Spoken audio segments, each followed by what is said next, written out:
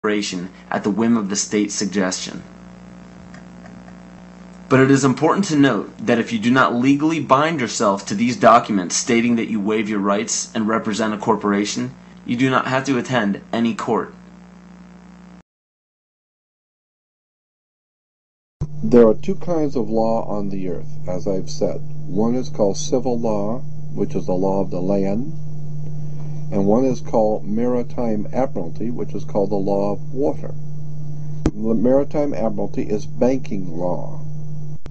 So consequently, the corporation and government and people who want to control you, they create a second you, and that second you that they control, that they created, is all capital letters. Check it out. Anytime you get a bill, you get a lawsuit, you get a fine, a ticket, somebody sends you a bill from the Department of Water and Power, check it out on your driver's license, on your Social Security card, on your insurance cards. Anything having to do with business, your name will always be in all capital letters, because only all capital letters can be dealt with by banks and government. You need to wake up and find out how this stuff really works. Because once you understand that you don't need to submit yourself as an American to a British commercial venture called courts. You're an American. You don't need to go to court. There's nobody. You only go to court because you agreed to go to court. When they send you a subpoena to court or a summons to court, and they've sent you something, you look at it and say, hey, Jack, that's not me. That's in all capital letters. All capital letters is a corporation. Those who are charged under these maritime admiralty courts usually don't understand that they are voluntarily being fined and imprisoned. When a judge calls your name and asks if you are that name, those who say yes are verbally agreeing to represent the artificial person that the name represents. In doing so, you are voluntarily waiving your rights under the Constitution. Your absolute rights as natural persons are the right to life, security, and property. And all of these are very important. Remember that you can never be deprived of these simple rights unless you are willingly waiving them. But you need to understand your rights if you want to be protected under them. When sustainable development is knocking down your door for the right to your property, you need to understand your inherent right to your property, which extends from the visible surface to the center of the earth. But please note that these steps are simply the beginning. They merely treat the symptoms instead of attacking the root. To understand fully how to protect yourself, you need to understand your origin.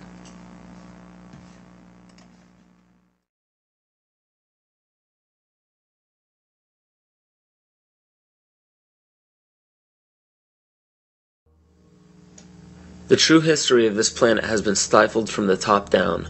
Since the inception of monotheism and the ridicule as well as outlaw in specific cultures of all pagan religions and practices, a lie has been forced upon all civilizations. You have to wonder why powerful empires were threatened enough by paganism to make the practice of such religions punishable by death. This threat didn't end during the Roman Empire. Take a look at how the founders of America, by mandate of Great Britain, wiped out Native American tribes indiscriminately.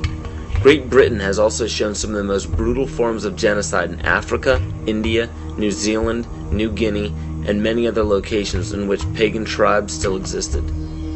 East Timor suffered from one of the most brutal genocides in all of history and was fueled by the United Nations and the United States funding during the Carter administration. Ford and Kissinger visited Jakarta, I think it was December 5th. We know that they had requested that Indonesia delay the invasion until after they left because it would be too embarrassing. And within hours, I think, after they left, the invasion took place on December 7th. What happened on December 7th in 1975 is just one of the great evil deeds of history. Early in the morning, bombs began dropping on Dili. The number of troops that invaded Dili that day almost outnumbered the entire population of the town. And for 2 or 3 weeks, they just killed people.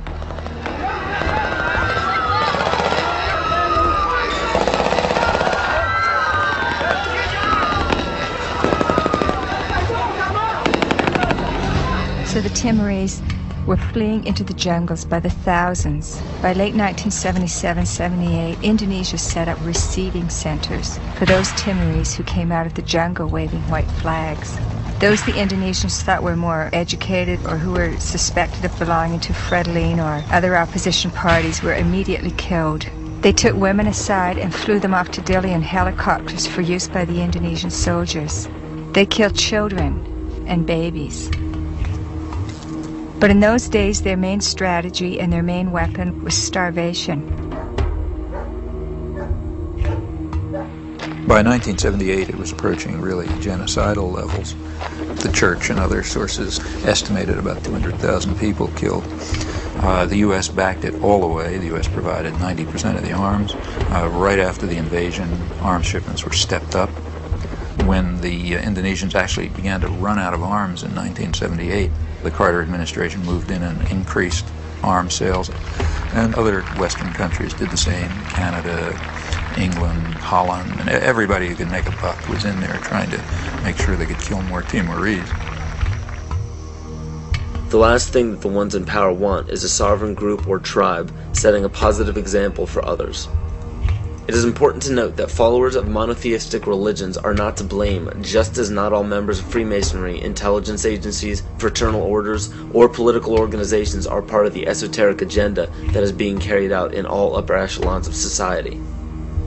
And it's difficult for people to comprehend, but paganism is no more dangerous than understanding surgical procedures. The knowledge can be very useful when applied properly, yet it can also have very detrimental effects if misused or abused. Understand that most all of these problems are not by mistake, but by design. Most people do not understand how colors, shapes, catchwords and phrases, and biological timings are all used as talismans to affect humanity on an emotional and spiritual level. Colors are used hypnotically in every news channel and corporate advertisement. Fast food chains typically use vibrant reds, yellows, and whites in their restaurants to cause the customers to feel hurried and restless. This helps the customers filter in and out quicker to make for more customers. Fine dining restaurants, on the other hand, use very earthy, natural colors such as soft greens, blues, and browns to calm the senses and to make for a more lengthy and peaceful meal. And the same goes for the music that is played at these establishments. Specific musical notations and progressions can give relaxing or exciting stimuli to the body without our knowledge.